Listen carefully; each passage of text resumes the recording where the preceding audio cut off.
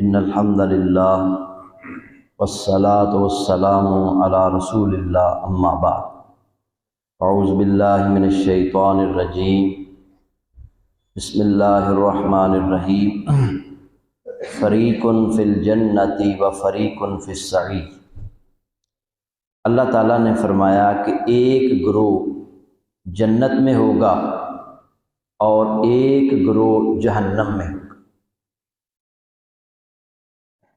ہم سب نے مرنا ہے،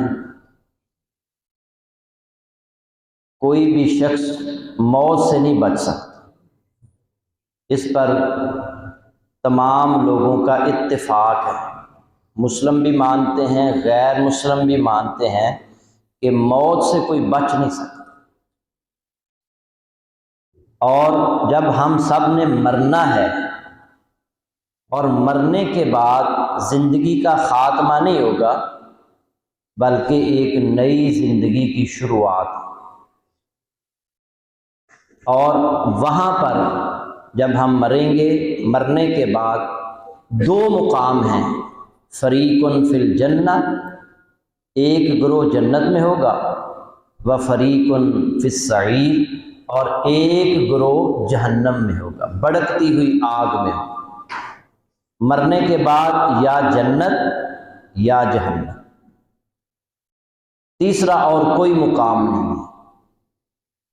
تو میرے بھائیوں، مرنا تو سب نہیں ہے، اور کس وقت موت آ جائے کسی کو کچھ پتہ نہیں، اچانک بھی آ سکتی ہے،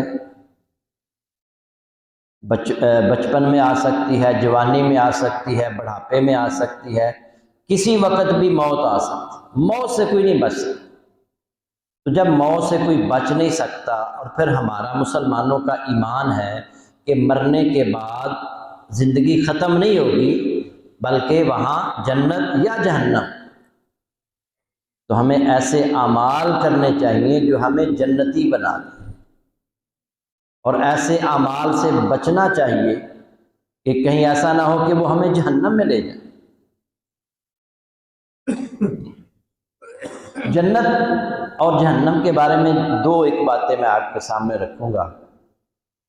جنت ایک ایسی جگہ ہے کہ جس کی ہر انسان کو تلاش ہے۔ ہم میں سے ہر شخص یہ چاہتا ہے کہ اسے کبھی بیماری نہ آئے، ہم میں سے ہر شخص یہ چاہتا ہے کہ اسے بڑھاپا نہ آئے، ہم میں سے ہر شخص یہ چاہتا ہے کہ اسے موت نہ آئے، ہم میں سے ہر شخص یہ چاہتا ہے کہ اسے کوئی غم، پریشانی، دکھ، تکلیف نہ پہنچے، مگر یہ دنیا میں ممکن نہیں ہے۔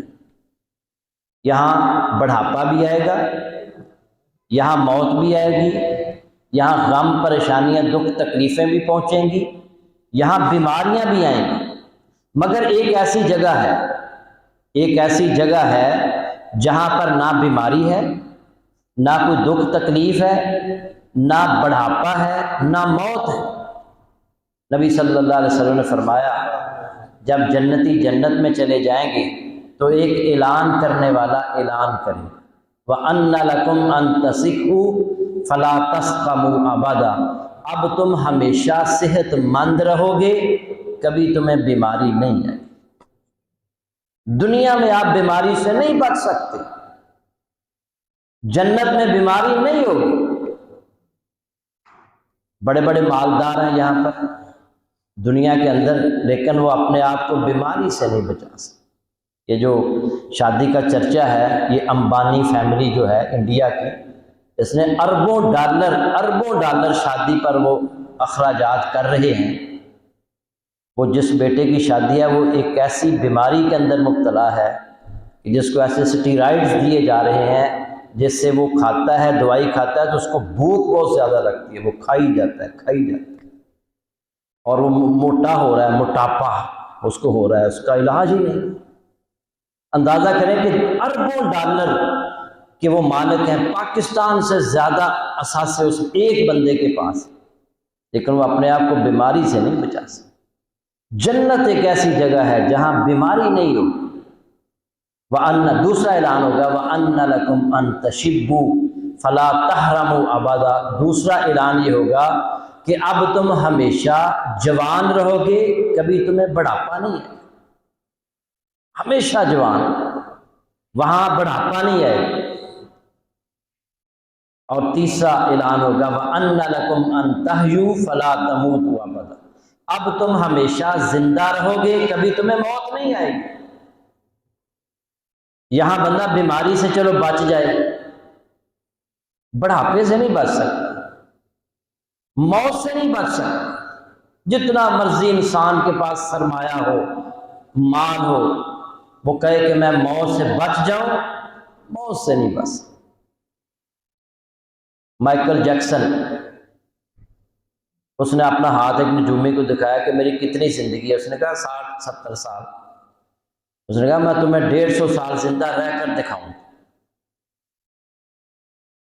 اس نے کیا کیا کہ اپنے گھر کے اندر ایک بہترین ہسپتال بنوایا، اس میں 10 ڈاکٹر، آنکھوں کا ڈاکٹر، دل کا ڈاکٹر، جگر کا ڈاکٹر، 10 اسپیشلائزیشن کرنے والے ڈاکٹر اس نے ہائر کیے۔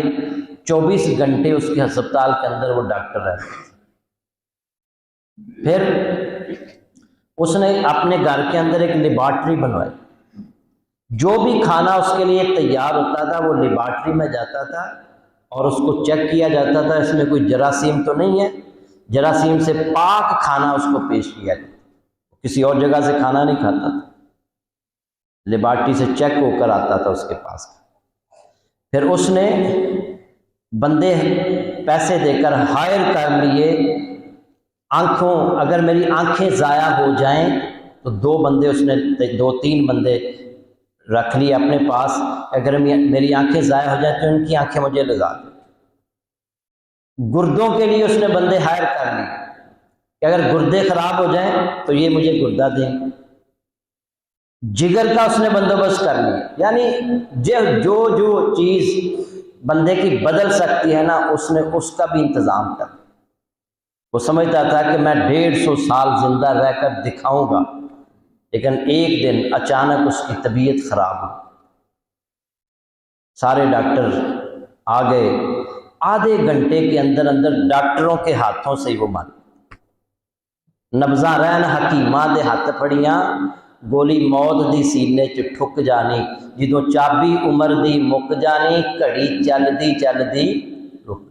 چاہے وہ ڈاکٹروں کی ٹیم اوپر کھڑی ہوتی ہے اسپتالوں کے اندر، اور پھر آ کر کہتے ہیں جی ہم کچھ نہیں کر سکے۔ موت سے دنیا میں کوئی نہیں بچ سکتا۔